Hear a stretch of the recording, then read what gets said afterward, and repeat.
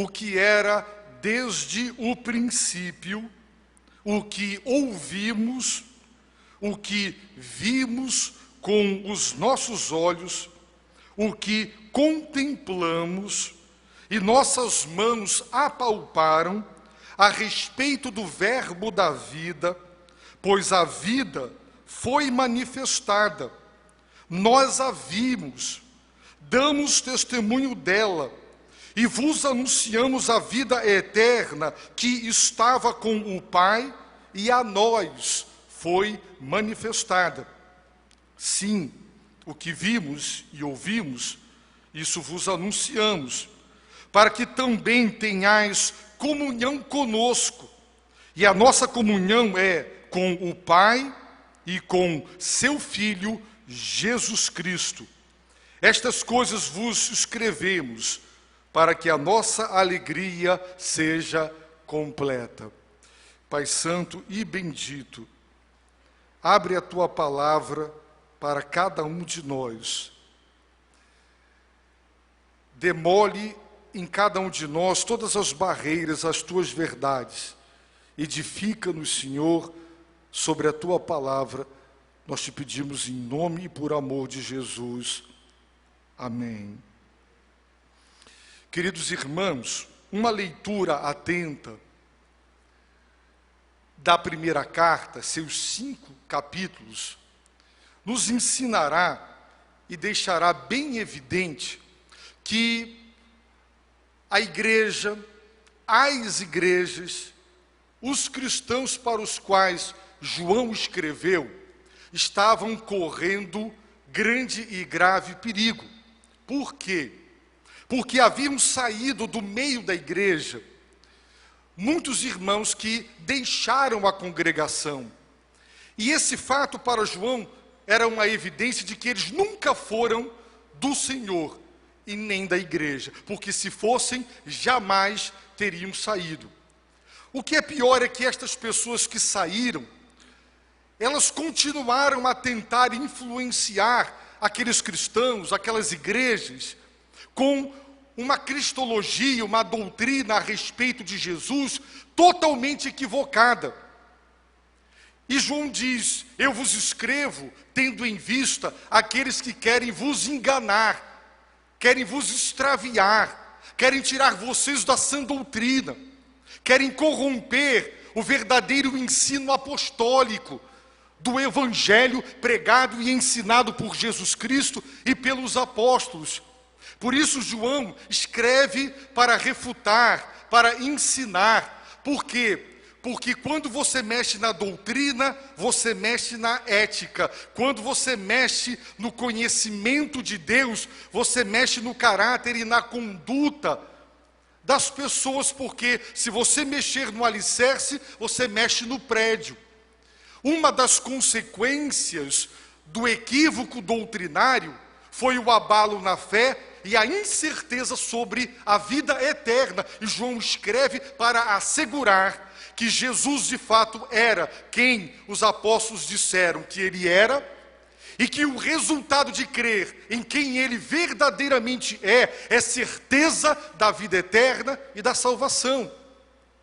2 outros resultados perniciosos. O primeiro deles, em virtude do equívoco doutrinário, era a falta de amor entre os irmãos. Quando a doutrina está errada, e as pessoas pensam que podem estar bem e em paz com Deus, mas estando em guerra, em conflito e em desentendimento com os irmãos, então isso permite uma igreja que se dá o luxo de viver desunida e se dá o luxo de não se amar e não demonstrar amor uns pelos outros. Uma terceira consequência foi a falta de prática de justiça ou de santidade, em virtude também de uma doutrina equivocada, que levava as pessoas a pensar o que acontece na esfera material não tem nenhuma consequência ou desdobramento na esfera espiritual. Então não importa como você se comporta, isso nunca trará prejuízos à sua vida espiritual. E João vai mostrar que isso é um equívoco. Tudo está interligado. o que eu creio precisa determinar a maneira como eu vivo. E se eu ando com Deus, o meu caráter e a minha conduta precisam ser dignos e precisam ser compatíveis com o caráter de Deus. 3 heresias básicas, meus irmãos, estavam afligindo aquela igreja, ou aquelas igrejas, ou aqueles cristãos. Em primeiro lugar, eles negavam a divindade de Jesus. Observe o que eu estou dizendo. Eles negavam que Jesus era divino. Eles também negavam que Cristo havia se encarnado. Observaram, eu disse divindade de Jesus, eu não disse divindade de Cristo. Eu disse divindade de Jesus e que Cristo tenha sido homem, tenha se encarnado. E sabe por quê? Porque para eles Jesus era uma pessoa, Cristo era outra pessoa. E como Cristo, ele era um ser espiritual, ele não podia ter contato com o mundo material. Logo, ele nunca poderia ter se encarnado. Portanto, segundo eles, Cristo, o Cristo cósmico, uma emanação do Ser Supremo, ele se apossou de Jesus de Nazaré no batismo, vindo em forma corpórea como pomba, mas o deixou antes da crucificação, porque ele não poderia ter morrido na cruz. Por isso João diz que ele veio pela água e ele veio pelo sangue. A água é o batismo e o sangue é a crucificação. Eles negavam que Jesus é o Cristo. E João deixa claro, quem nega que Jesus é o Cristo, quem nega que Jesus é o Filho de Deus, não tem o Pai. Essa ideia de que existem movimentos, sociedades secretas que falam do Ser Supremo. Ah, eu creio em Deus. Irmãos, escutem o que essas pessoas dizem sobre Jesus. Quem não honra o Filho, não tem o Pai. Quem não crê que Jesus é o Cristo, quem não crê que Ele é divino, o Filho de Deus, não tem Deus o Pai. Isso é o que a Bíblia diz. Deus o Pai entregou toda a autoridade ao Senhor Jesus para julgar o universo, para que todos honrem o Filho como honram o Pai.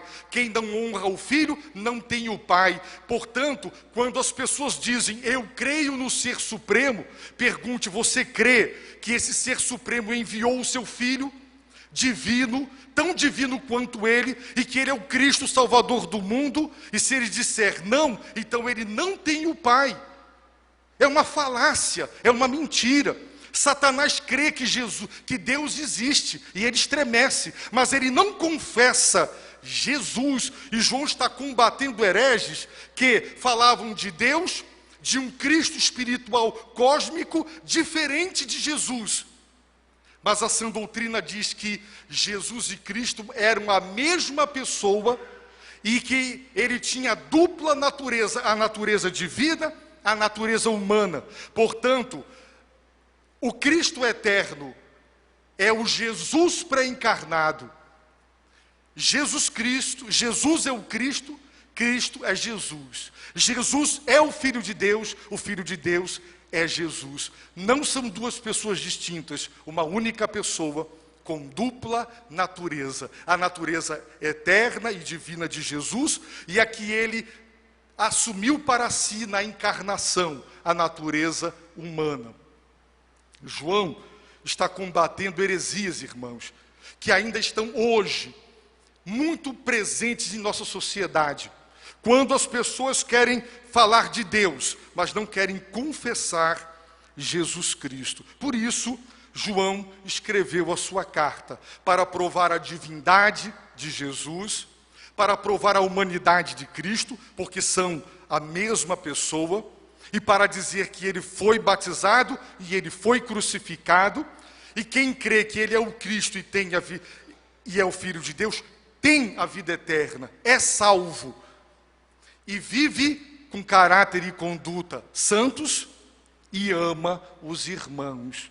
Portanto, a primeira carta de João é uma grande bênção de Deus para nós, e ela continua e é extremamente relevante para os nossos dias de sincretismo, quando as pessoas não querem abrir mão de nada e para não abrir mão de nada, querem juntar tudo no mesmo lugar. Isso é impossível. Irmãos, nós não podemos abrir mão da verdade dizendo que ela divide. A doutrina, eu já tenho dito, é para dividir mesmo, é para separar mesmo. É para que quem é de Deus, quem é de Cristo, tem que estar na igreja.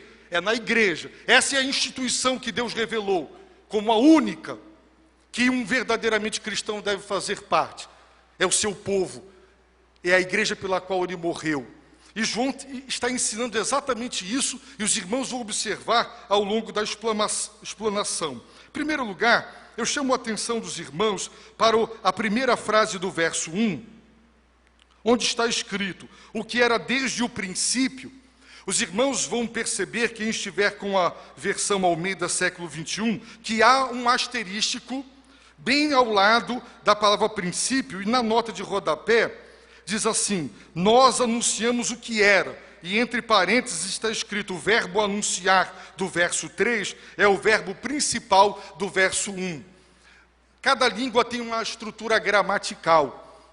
É possível no grego o verbo principal aparecer muito depois, para se referir a tudo quanto está escrito antes. Portanto, em português, faria sentido assim: nós anunciamos o quê? O que era desde o princípio, o que ouvimos, o que vimos com os nossos olhos, o que contemplamos e nossas mãos apalparam. João, você está falando a respeito de quem? Acerca de quem você está falando? Você está dizendo, nós anunciamos. Quem é esse ser que era desde o princípio? E que foi visto, tocado, apalpado e ouvido? A respeito de quem você está falando? João está dizendo, a respeito do verbo da vida. Esta frase, verbo da vida, ou logos, ou palavra da vida, quer se referir ao Evangelho. É comum você encontrar em Mateus a expressão palavra do reino. É comum você encontrar em Paulo palavra da cruz. Você encontra em Paulo palavra da reconciliação. Em Filipenses, palavra da vida, palavra da verdade. Em Colossenses, palavra da verdade do Evangelho. Portanto, palavra da vida, ou verbo da vida, significa a palavra, a pregação, cujo tema central, cujo assunto mais importante, cujo cerne é a vida. E quem é essa vida? O verso 2 explica, pois a vida foi manifestada. Se a vida não tivesse sido manifestada, nunca João poderia ter ouvido, visto, contemplado e apalpado, e nunca haveria uma mensagem a respeito dela. De quem João está falando? Está falando de Jesus. A carta de João e o Evangelho nos dizem que Jesus é a vida. A vida é Jesus. O Evangelho é a palavra da vida. É a pregação, é a mensagem, cujo tema central é vida. E no versículo de número 2, os irmãos podem ver que João diz, nós a vimos, damos testemunho dela e vos anunciamos a vida eterna. O que nós anunciamos é a vida eterna.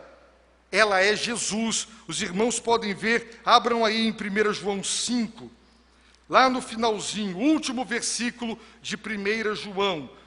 João 5, versículo 20. A última frase do versículo 20, a penúltima diz, isto é, em seu Filho Jesus Cristo, e está escrito, este, referindo-se a Jesus, é o verdadeiro Deus e a vida eterna. Este, Jesus, observaram que na frase anterior, Jesus é chamado de Filho e de Cristo, e então diz, este, o Filho, o Cristo, que é Jesus, este é o verdadeiro Deus, esta e a vida eterna. Portanto, João e os apóstolos anunciaram a quem? A vida, A vida eterna. Quem é a vida? A vida eterna é Jesus. Logo, nós não anunciamos dogmas, nós não anunciamos doutrinas ou teorias, nós anunciamos um ser pessoal, eterno, divino. E para provar a eternidade, a divindade e a encarnação, e refutar os que diziam que Cristo não era Jesus e Jesus não era o Cristo, para refutar quem negava a encarnação de Cristo e a divindade humana de Jesus, João diz, o que era desde o princípio. A expressão princípio está lá no primeiro versículo de Gênesis, no princípio. No Evangelho de João, no princípio, ou seja, antes de Deus criar tudo e todas as coisas, através da palavra, que é Jesus Cristo, o agente da criação, porque todas as coisas foram feitas por Ele, o Pai. E sem Ele, nada do que foi feito se fez. Por Ele, Jesus, aliás. Ele é o agente, Deus o Pai criou pela instrumentalidade do Filho. Por isso, Gênesis apresenta a criação pela palavra, por Jesus. Portanto, o verbo ser está aqui, o que era, o que existia, desde o princípio. Antes que Deus criasse tudo, no princípio de todas as coisas, Ele era, Ele existia. Aqui João está dizendo que a vida que foi manifestada, a vida eterna, era, desde o princípio, eterno, eterna a vida e pré-existente. Portanto, João diz, a vida que nós anunciamos, a vida eterna que nós anunciamos, é eterna e é divina. No entanto, a vida foi manifestada. Manifestar significa tornar público, notório, plenamente conhecido, trazer à tona, às claras. A vida foi manifestada. Por isso, ele diz, nós ouvimos. Bem, a voz de Deus foi ouvida no Antigo Testamento. Até aí, nenhuma diferença. O que vimos com os nossos olhos, bem, a forma de Deus nunca foi vista, nem o próprio Deus. Já temos um progresso. Agora João diz, contemplamos, no sentido do êxtase, no sentido da percepção, da averiguação, do exame contemplativo, que gera adoração, e agora a prova é irrefutável, e nossas mãos apalparam. A palavra no grego descrevia as atitudes do cego, que para conhecer através do tato, vai tateando, vai colocando as mãos, a palpar, para conhecer pelo tato. Jesus ressurreto disse, põe o dedo aqui, me apalpa, está lá, é a mesma palavra, tanto em Lucas quanto João, me apalpa, põe a mão em mim, eu sou o Cristo ressurreto. Então João está dizendo, aquele que é eterno, pré-existente, se manifestou, se encarnou. Por isso ele pôde ser ouvido, ele pôde ser visto, ele pôde ser contemplado, e ele foi apalpado por nós. Portanto, quem nós estamos anunciando é um ser que é eterno, é divino e é simultaneamente humano, porque ele se encarnou. O eterno entrou na história. Ele se fez carne, e ele repete no verso 2, pois a vida foi manifestada, nós a vimos, damos testemunho dela e vos anunciamos o quê? A vida eterna, que estava com o Pai. Agora João quer ensinar uma outra verdade a respeito da vida ou a respeito de Jesus. Se a vida, que é um ser pessoal, estava com o Pai, então ele era distinto do Pai, mas tão pessoal e tão divino quanto o Pai, porque ele era desde o princípio. João agora está ensinando que a vida eterna que ele anuncia, é um ser, é uma pessoa que estava com o Pai. Se estava com o Pai, não era o Pai, era distinto do Pai. Portanto, é um ser pessoal, tão divino quanto o Pai, e que estava com ele na eternidade. João está ensinando a pessoalidade da vida, ou da vida eterna, a divindade, a eternidade e a pré-existência de Jesus Cristo.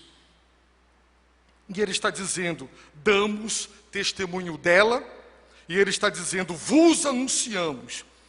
Estas duas palavras são da máxima importância. Por quê? Porque o que qualifica alguém para ser uma testemunha? Se um juiz arrolar pessoas como testemunhas, qual é o pré-requisito? O que é que qualifica ou credencia alguém para, em juízo, dar o seu testemunho? O fato de ter presenciado, de ter sido uma testemunha ocular.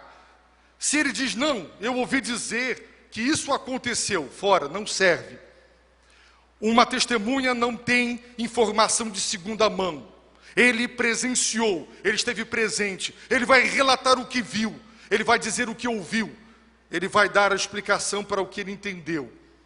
João está dizendo, nós os apóstolos, que pregamos para vocês o Evangelho, e nós vamos observar na carta que o Espírito Santo, que é a unção que vem dele, nos ensina a permanecer naquilo que nós ouvimos desde o princípio, ou seja, desde o primeiro momento, quando os apóstolos pregaram o Evangelho e eles se converteram. Esse Evangelho apostólico, o Espírito Santo, a unção de Deus diz, permaneça no que você aprendeu, o verdadeiro Evangelho apostólico. Porque os apóstolos foram testemunhas oculares, eles ouviram, eles viram, eles contemplaram, eles apalparam, portanto eles podem dar testemunho, porque a condição para testemunhar é ter sido testemunha, e eles foram. E o verbo anunciar do verso 2 significa ter sido comissionado e ter recebido autoridade para dizer a verdade a partir da fonte. Jesus foi a fonte primária. O evangelho que eles estão pregando, eles não aprenderam de outras pessoas. A fonte foi o próprio Senhor Jesus. Então ele está dizendo para os cristãos, para as igrejas, os apóstolos bíblicos são a fonte última de autoridade, porque nós somos as testemunhas oculares, e a verdade que nós estamos pregando foi a verdade que ele próprio anunciou. Nós anunciamos a vida eterna, eterna, pré-existente, divina e pessoal, que se encarnou. Irmãos, a revelação não foi dada a todos, mas aos apóstolos. Mas foi dada a eles para quê? Para anunciar. Por quê? Porque Deus quer que a sua verdade seja conhecida no mundo inteiro. Todos os povos, línguas e nações precisam conhecer a verdade de Deus, a vida, a manifestação da vida eterna. A verdade de Deus não é secreta, não é escondida. A fé cristã não é esotérica. Esotérico é todo e qualquer movimento que acredita que a verdade ou os seus conhecimentos, sejam científicos, filosóficos ou teológicos, devem ser mantidos em segredo e só revelados progressivamente aos iniciados, a quem se submeteu a cerimônias e ritos de iniciação. A fé cristã não é esotérica. Qualquer pessoa que entrar aqui vai ouvir o Evangelho. Qualquer pessoa compra essa Bíblia em supermercado. A revelação foi dada aos apóstolos e eles anunciaram, e a igreja tem que anunciar para o mundo todo a verdade de Deus, o conhecimento da verdade, que Jesus é o Cristo, é o Filho de Deus, é a encarnação de Deus, Ele é o Salvador do mundo, não há salvação em nenhum outro, só Jesus Cristo salva. Irmãos, anunciar a verdade é para todo mundo, não é para alguns. Segundo lugar, o propósito do anúncio. Sim, o que vimos e ouvimos, isso vos anunciamos. Com que propósito? Verso 3, para que também tenhais comunhão conosco.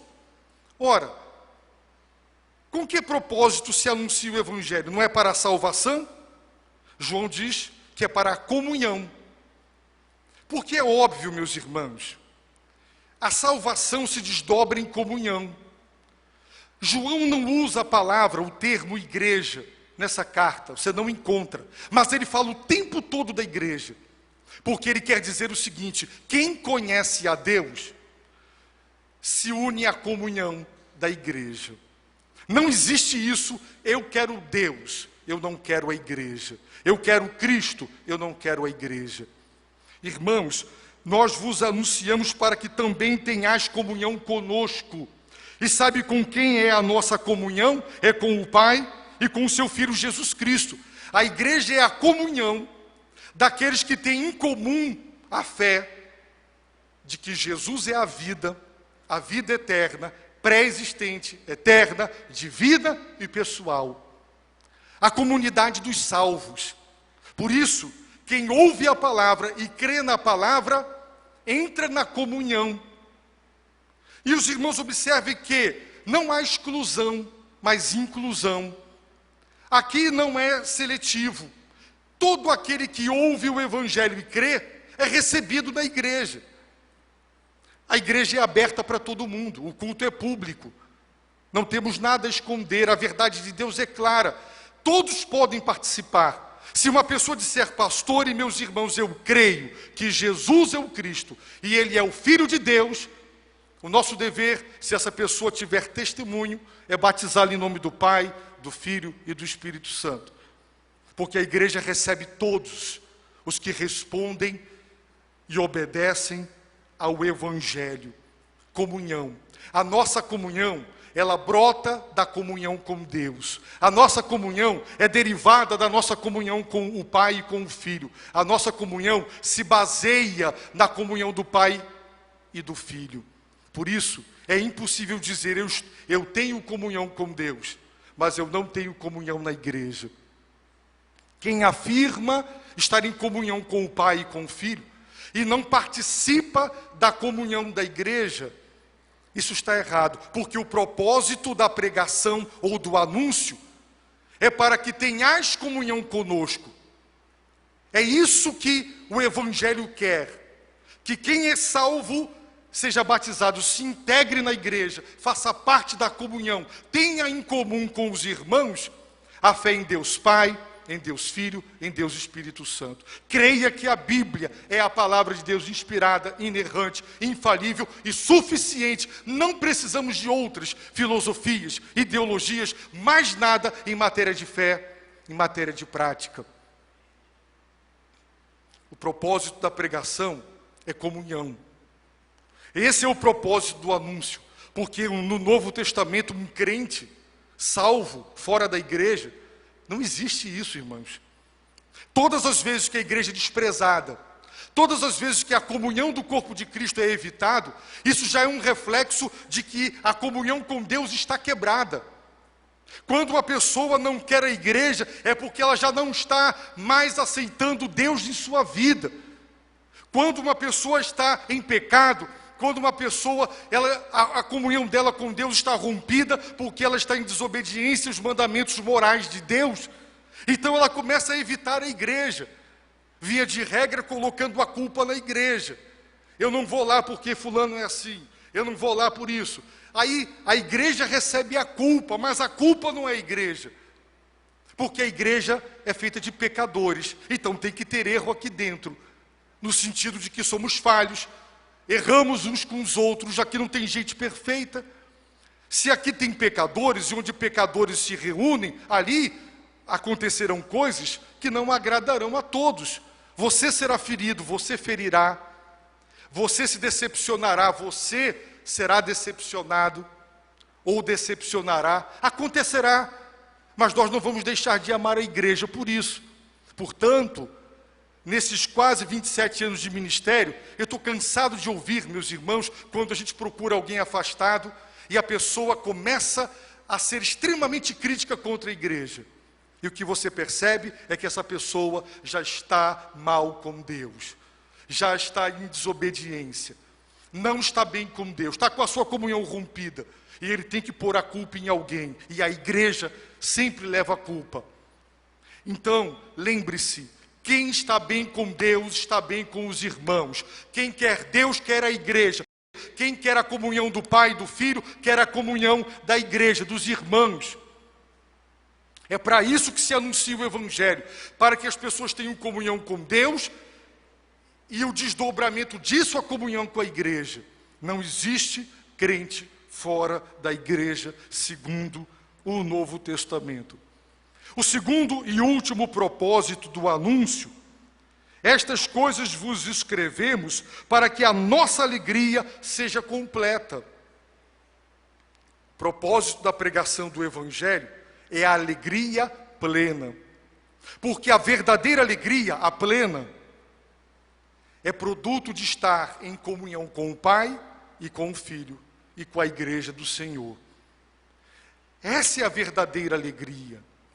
Algumas coisas nos dão alegria. O nosso time ganha, você fica alegre, mas daqui a pouco ele perde e você fica triste. Existem coisas que nos entristecem, existem muitas coisas que nos alegram. Mas há uma alegria que é perene e que é fundamental, é a alegria de Deus, é a alegria plena, que as tristezas desse mundo, as tribulações desse mundo, as decepções desse mundo não podem tirar, não podem roubar. É a alegria de saber que por causa do sangue de Jesus Cristo, eu agora não sou mais inimigo de Deus, Deus não é mais meu inimigo, eu estou em paz com Deus, portanto eu estou em comunhão com Deus. Paulo deixa claro que o produto da justificação é paz com Deus, não é paz interior, é paz porque a guerra foi superada, não há mais inimizade entre Deus e os homens, agora há paz. Então, a alegria plena é saber eu estou em comunhão com o Pai, porque o que interrompe a minha comunhão com Ele é o pecado, e o meu pecado foi expiado, foi remido, foi lavado. E se eu voltar a pecar porque não sou perfeito, o sangue de Jesus perdoa e purifica e mantém a comunhão, se ela for quebrada por alguma desobediência nossa. E a única e genuína e verdadeira alegria é essa, a alegria de estar em comunhão com o Pai, com o Filho e com a igreja, com os irmãos. Portanto, João deixa claro, eu termino com essa síntese: nós anunciamos porque recebemos da fonte a mensagem.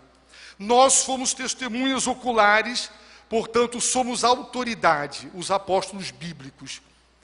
Nós anunciamos a vida que foi manifestada.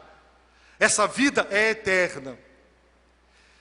Por isso, existe a palavra da vida, o Evangelho, que é toda a pregação a respeito da vida eterna. E a vida eterna não é um dogma, não é uma doutrina, é um ser pessoal, porque estava com o Pai. É tão divino quanto o Pai, porque pré-existia e desde o princípio era eterno. João começa o Evangelho, meus irmãos, combatendo todas as heresias que naquele momento estavam em estado de embrião.